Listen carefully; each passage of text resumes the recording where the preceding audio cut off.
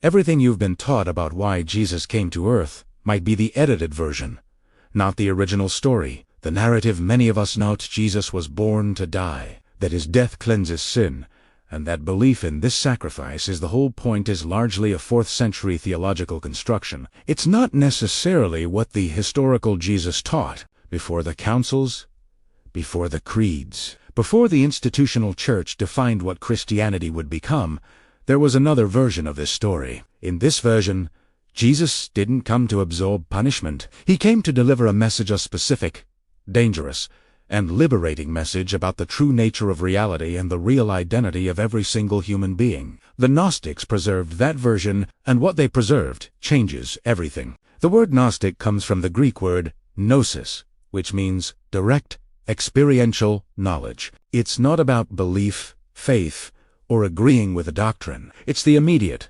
personal, unmediated knowing of something as true. The Gnostics weren't one single group. They were a diverse collection of early Christian communities, active from the 1st to the 4th centuries. They all shared a core conviction. The essence of Jesus' teaching was about what to believe, but about what to directly experience and know for yourself. What united them was the insistence that the divine isn't something external, something that needs an institution or a priest to reach. They believed the divine is directly present within every human being, like a spark of original light. This idea was incredibly dangerous to the project of institutional Christianity, which was gaining power in the 2nd century and became the official religion of the Roman Empire in the 4th century. An institution needs you to be dependent on it. It requires that you need something from it that you can't get on your own. The Gnostic teaching that the divine is already within you, that the kingdom is inside you, just as Jesus says in the Gospel of Thomas, made that institutional dependence not just unnecessary, but actively misleading. The early church correctly saw the Gnostics as an existential threat and responded accordingly. The response was systematic and brutal. Starting in the late 2nd century, Gnostic texts were condemned. Their communities were persecuted, and Gnostic Christians were expelled. Their libraries were burned. Their teachers were silenced. Their version of Jesus, the revealer of inner liberation, was replaced with a version that required the church for access to God.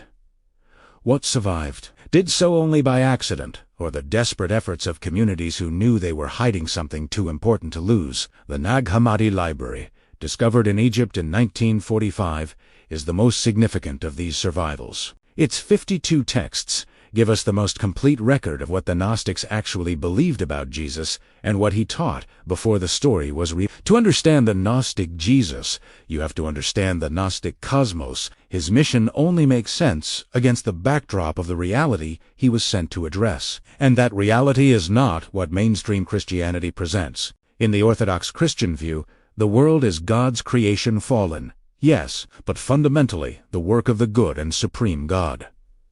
In the Gnostic framework, this is the exact misunderstanding that Jesus came to correct. For the Gnostics, the material world was not created by the supreme, ultimate God.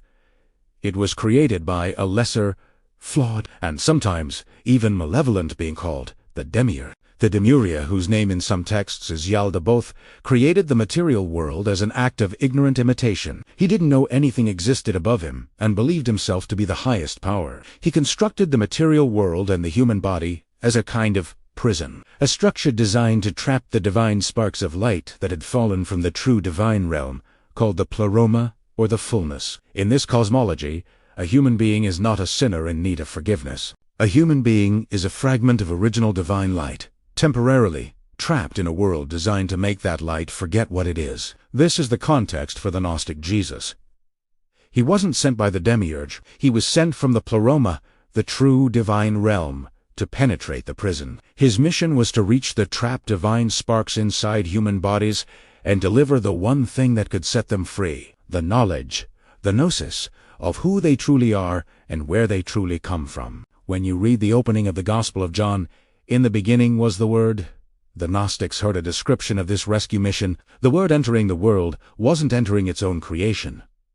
It was entering foreign territory. Imagine starting your own journey with the two most powerful Aramaic words that open everything. A complete guide with the correct sound, full meaning, and sacred protocol exists, for those who feel the call. Check the pinned comment. So what did the Gnostic Jesus actually teach? The Gospel of Thomas, which many scholars believe contains sayings of Jesus that are older than the familiar Gospels, opens with a statement that defines the entire Gnostic project. Whoever finds the interpretation of these sayings will not experience death. This isn't a promise about the afterlife. It's a statement about consciousness. The person who truly understands what Jesus is teaching, not just intellectually, but with a deep knowing of gnosis, undergoes a transformation so profound that what we call death loses its meaning. The prison walls dissolve. The demiurge loses his power. Your original divine nature reasserts itself. A few verses later, Jesus says, "If your teachers say to you, 'Look, the kingdom is in the sky,' then the birds will get there before you. If they say it is in the sea, then the fish will get there before you. Rather, the kingdom is inside you, and it is outside you." This directly contradicts any religious framework that places the divine somewhere else, accessible only through an institution, a church, a sacrament, or a set of correct beliefs. The kingdom isn't elsewhere. It is here, in you, inseparable from who you already are. The teaching of Jesus in this reading isn't about how to reach God from a place of separation. It's how to recognize that the separation was always an illusion. The Gospel of Philip takes this teaching even further. It says, "Those who say they will die first and then rise are in error. If they do not first receive the resurrection while they live, when they die they will receive nothing." In Gnostic teaching, the resurrection is not a future event. It is an inner event, available right now, in this body, in this life. It happens through the direct, experiential recognition of the divine nature that was never truly lost. Jesus didn't come to promise a future resurrection to those who believe the right things. He came to demonstrate a present awakening for those who were ready to receive it. And this is what the institutional church could not tolerate. A teacher who makes the institution unnecessary must be rewritten or destroyed. If you feel drawn to go further, a guide already exists. The most important Aramaic words that symbolize the beginning of everything. Correct sound, full meaning, and a sacred protocol for those two words. The door is open. Check the pinned comment. Thanks for watching. The Rewriting. How the Church Changed the Story. The process by which the institutional church replaced the Gnostic Jesus with the Orthodox Jesus was neither sudden nor simple. It was a sustained, multi-generational theological project carried out by some of the most brilliant minds of the ancient world. Men like Irenaeus, Tertullian, Origen, and Augustine, who understood precisely what was at stake and worked with extraordinary skill to construct a theological framework that would make the Gnostic reading not merely wrong but unthinkable. The key move in this project was the reinterpretation of sin. In the Gnostic framework, the human problem is ignorance. The divine spark has forgotten its origin and needs to be In the Orthodox framework that the Church constructed, the human problem is guilt.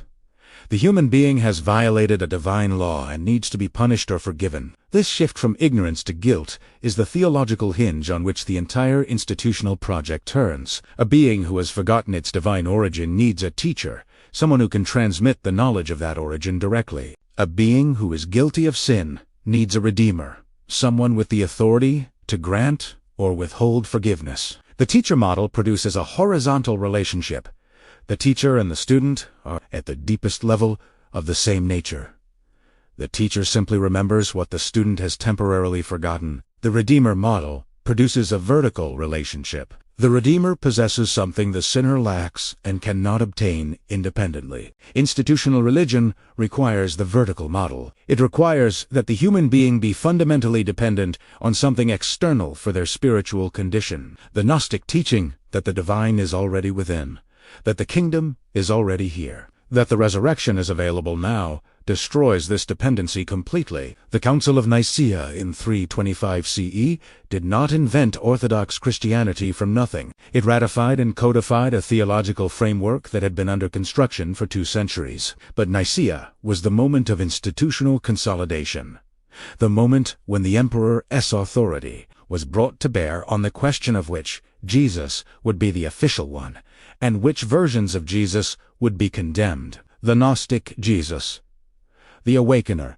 the revealer of inner divinity. The teacher who made institutions unnecessary was declared heretical. The texts that preserved him were ordered destroyed, and for 1500 years the world had access to only one version of the story, until a jar was opened in the Egyptian desert, and the other version came back. Why the Gnostic Jesus is returning now. The rediscovery of the Nag Hammadi texts in 1945 was not an accident in the sense of being random. It was an accident in the sense of being unplanned by any human agent. The farmer who broke open the jar was looking for fertilizer, not for lost gospels. But the timing of what that accident released into the world is worth examining. The middle of the 20th century was the precise historical moment when the institutional frameworks that had made the suppression of the Gnostic Jesus possible for 15 centuries were beginning to crack under pressures they had never previously encountered. The authority of institutional religion over the individual SNR life was eroding in ways that no council or crusade could reverse.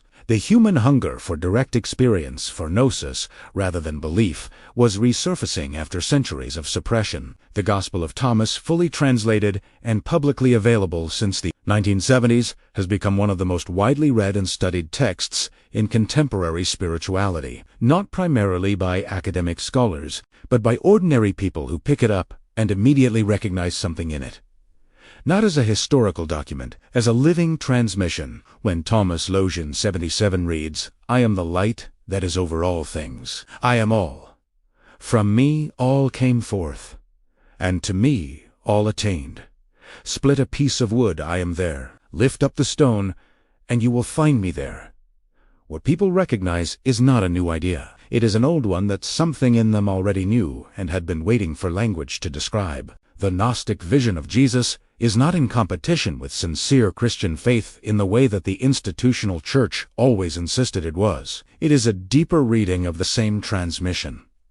A reading that takes seriously the most radical statements Jesus made, the ones that institutional Christianity has always been most uncomfortable with. "You are God's" in the Gospel of John. "The kingdom is within you" in Luke. "Before Abram was, I am" in John. Not as a claim about Jesus' unique divine status, but as an invitation to the listener to recognize the same timeless "I am" within themselves. The Gnostic Jesus did not come to be worshipped. He came to be understood, and, through being understood, to make the divine in every human being undeniable, unavoidable, and free. The story of Jesus has never been a single story. From the very beginning, in the decades immediately following his death, in the communities that formed around the transmission of his teaching before any gospel was written, there were multiple readings, multiple empathies, multiple understandings of what he was and what he came to do. The Gnostic reading was not a later corruption of an original pure Christianity. It was one of the earliest readings, grounded in direct transmission from communities that were close to the source, communities that took his most radical statements seriously and built their entire practice around them. What the church suppressed was not a heresy. It was a possibility, the most threatening possibility that any institution can face. The possibility that the people within it do not need it. The Gnostic Jesus makes the institution unnecessary not by attacking it, but by rendering it irrelevant. If the divine is already within you, already inseparable from what you are already present in the split piece of wood and under the lifted stone, then the Church's claim to be the necessary mediator between you and God is simply false. Not evil, not malicious, just false. And the human being who has directly experienced their own divine nature cannot be made to believe it is false. They know. That is what gnosis means. That is what the Gnostic Jesus came to transmit. The jar in the Egyptian desert held the other version of the story for 1500 years. It was opened in 1945. The texts inside it have been translated, studied, and read by millions of people in the 8 decades since. And what those people consistently report across cultures, across religious backgrounds, across every conceivable context, is recognition. Not the discovery of something new, the remembering of something ancient, something that was always already known, that the institution spent 2,000 years teaching people to forget, that a farmer with a digging stick accidentally returned to the world in a single afternoon in the Egyptian desert. The Gnostic Jesus is not back because scholars found him. He is back because the people who needed him were finally ready to remember. Everything begins with 2 Aramaic words, a complete guide, correct sound, full meaning, and sacred protocol is now available for those ready to start this journey. The door is open. Check the pinned comment, subscribe to the channel, give this video a like, and write in the comments what you thought of this content.